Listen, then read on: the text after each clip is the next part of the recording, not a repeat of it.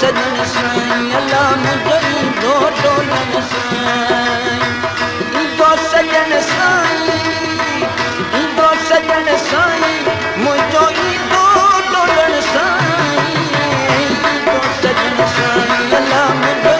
अस्सलाम वालेकुम दोस्तों, एक नई वीडियो सां गॾु तव्हां सां शामिल थिया आहियूं। उम्मीद त हीअ वीडियो तव्हांखे तमामु घणी पसंदि ईंदी। उस्ताद मोहम्मद इब्राहिम 13 जून 1920 ईस्वी ते बरतानिया हिंदुस्तान गुजरात जे केच ज़िले में सालिया ॻोठ में जनम वरितो। दोस्तों, उस्ताद इब्राहिम 21 सालनि जी उमिरि में गुजरात खां कराची मुंतकिल थियो।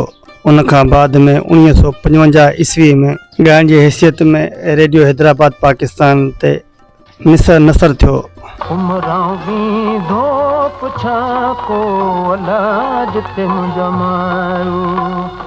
जिते मुझा मारू उड़ा जिते मुझा सागी उड़ा जिते मुझा मारू।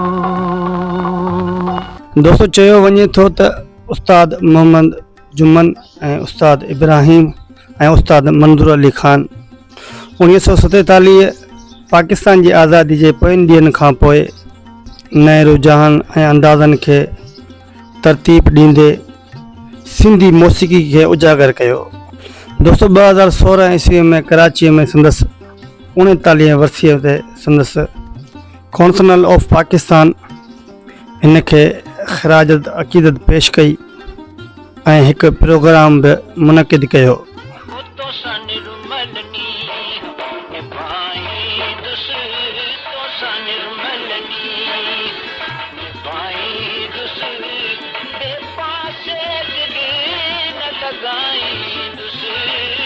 दोस्तों, उस्ताद मोहम्मद इब्राहिम खे 2007 में शाह अब्दुल लतीफ़ भेटाई एवार्ड नवाज़ियो वियो ऐं उन खां पिण खेसि केतिरनि ई एवार्डनि सां नवाज़ियो वियो।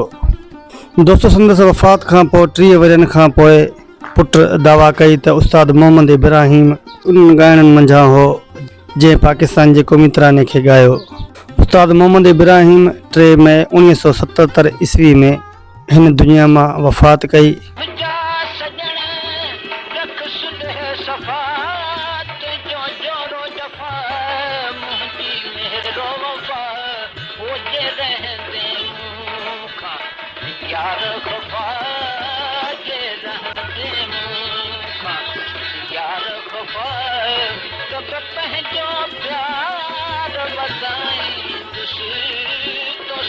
ऐं दोस्तों, ॿुधंदड़नि जी दिलि में हमेशह जे लाइ जॻह ठाहे वियो ऐं हुनखे अॼु ताईं तमामु घणो ॿुधियो ऐं पसंदि कयो वेंदो आहे।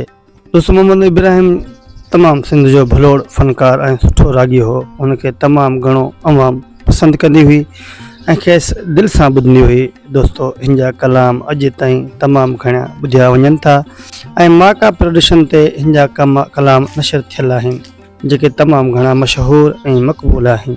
दोस्तों, मां सम्झां थो हीअ वीडियो तव्हांखे तमामु घणी पसंदि आई हूंदी। अगरि हीअ वीडियो तव्हांखे पसंदि अचे त असांजे चैनल खे सब्सक्राइब कंदा, वीडियो खे लाइक कंदा ऐं कमेंट ज़रिए पंहिंजी राय ज़रूरु ॾींदा। महिरबानी, पंहिंजे भाउ नेक मोहम्मद सिंधी म्यूज़िक स्टेशन खे इजाज़त ॾींदा। ज़िंदगी रही त इंशा अल्लाह ताला अॻी वीडियो में गॾु। महिरबानी।